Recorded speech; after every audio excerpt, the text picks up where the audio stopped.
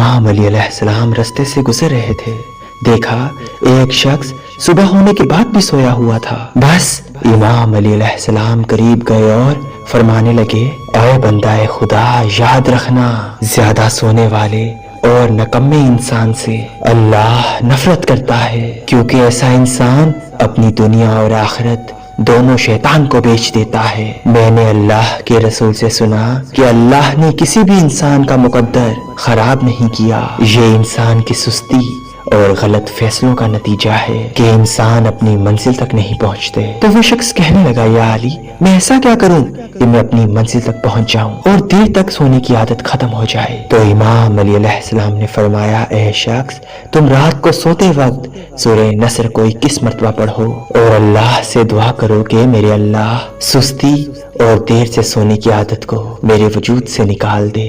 اللہ کے کرم سے تم اس عادت سے نجات پا کر کامیابی اور فراوانی کی طرف پہنچ جاؤ گے۔